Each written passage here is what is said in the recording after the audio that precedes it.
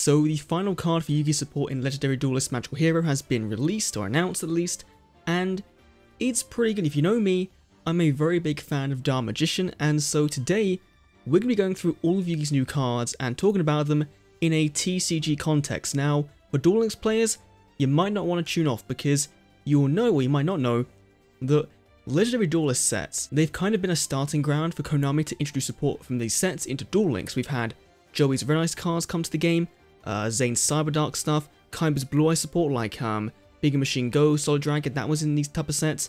We had Pegasus with Millennium Eyes Restrict, so a lot of cool things have came from these sets into Duel Links, and this new set focuses around the Pro Tag, so maybe this could be a hint at some new Dark Magician support coming to Duel Links in the near future. Of course, the set is coming out in January for the TCG, so it'll be after January at some point. But anyway, let's get right and talk about the brand new card released today, and then we'll talk about the other stuff as well, because they're all pretty good and I'm very excited for them.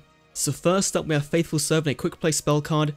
Place one Dark Magician, or one card that specifically lists Dark Magician or Dark Magician Girl in its text except itself from your hand, deck, or graveyard to the top of the deck. So this immediately sets you up for drawing into Palladium Oracle Mahad to draw into him to special summoning, or you can get maybe a Dark Magical Circle to top your deck or one of the Dark Magician trap cards, and then you can use a Dark Magical Circle in your hand to look at the top 3 cards of your deck and pick one of those cards up and put it in your hand. So this card, with just that first effect, lets you search for pretty much any of the cards in the Dark Magician archetype, and it also combos really well with the True Name to get off a really cheesy Turbo Egyptian God card out to your field, which would be very canonical in canon named character with Yugimoto. Now, you can also banish this card from your graveyard during your main phase to draw cards equal to the number of different Palladium Oracle monsters, Dark Magicians, and Dark Magician Girls on the field in the graveyards with different names. So that means you're getting up to a draw 4 off this card. Now, that's not going to happen, you know? Most Dark Magician decks right now are running like Dark Magician and Dark Magician Girl, and that's really it. Maybe they're running a Palladium Oracle Mana because she combos really well with Dark Magician Girl, but this card just gives any form of Dark Magician deck a really nice big consistency boost, because whether you are running a Dark Magician Girl heavy variant or a Palladium Oracle Mahad heavy variant, whichever one you're running, this card really does help it out, and is something the deck really needed. You know, the deck also needs a searchable Eye of Timaeus, but we're not getting that. But this card is really, really good, and I really, really like it, and one of the better of the new Dark Magician support cards, but all of them are pretty decent anyway. Additionally, with Faithful Servant, you can also then recycle cards that are hard one-offs in your deck that you would use in the duel back to the top of your deck. So if you've used like a Dark Magic attack or a Dark Burning attack, you could then put those back on the top of your deck to use them when you draw into them. So a very, very nice little feature there, Faithful Servant, that might not be apparent immediately. Next up, for probably the best card this pack is giving us, Magician's Souls, a level 1 effect monster. You can send up to 2 spell and trap cards from your hand or field to the graveyard to draw the same number of cards that were sent to the graveyard. This combos really well with another trap card we'll talk about later, but it can just get you some dead draw, cards you don't want to see into the graveyard anyway. So that's immediately really, really cool, and just getting more resources you really want into your hand rather than things that you don't really want. It's pretty cool. Now here's the real kicker for this card. You can send one level 6 or higher spellcaster monster from your deck to the graveyard, then choose one of the following effects to activate. Either specialist from your hand, so getting a monster on board for link material or something, or 2, send this card to the graveyard, then special like Dark Magician or Dark Magician Girl from the graveyard. Hard once per turn effect on both these effects, and this card is seeing some testing and preemptive play with Spirals, I believe, because they have a card that can really abuse this by sending it to the graveyard. This in of itself does help you set up for Faithful Servant as well, which is really cool, which means the deck now has like 2 real big ways of doing it, Magician's Souls and a Printed Magician. They both really do help out to get Dark Magician in the graveyard to then be useful for Faithful Servant. So this card is going to be the chase card of the set, I feel like. Like, everyone's going to want to get this card because it's going to shoot up in value, because these sets do hold their value and do retain some quite high prices because they are usually in a bit of a short print. This card is too good, I think, for especially to come to Duel Links. I feel like this is like the perfect card the deck needs, and as such, I'm not sure if we would be able to see it in Duel Links, but definitely one that's going to be at least a 2 of, maybe even a 3 of in a Dark Magician deck, really. This just gets your combos rolling and just helps you get set up for things like Eternal Soul and things will bring back your Dark Magician cards, then start banishing things on your opponent's turn. So really, very, very nice card for Dark Magicians, and as well for the more generic spellcaster strategies for link materials as well. Very, very good. Then we have the new fusion, the Dark Magician's level 8, 2000 attack points, 2300 defense points, requires either DMG or DM, plus another spellcaster monster, so really, very, very easy for the deck to do. That's really easy.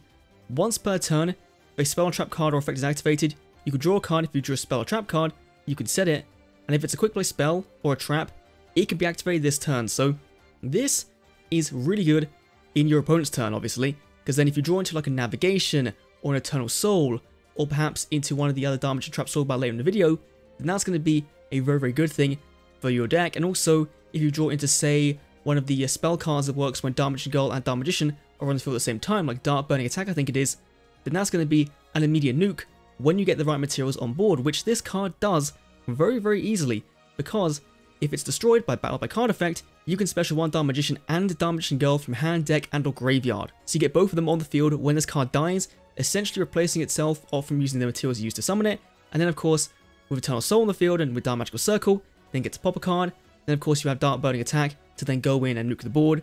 This card is a very cool fusion that I don't know how much play it will see in the deck. Like, you'll definitely run it as an option, but it really does depend on Dark Magician Girl being part of your core strategy. But most decks now for Dark Magician, I believe, run at least one Dark Magician Girl just because she's so good with some support we got earlier in the year in Dual Power. Then we have the card that I thought would replace Timaeus, but it does something completely different.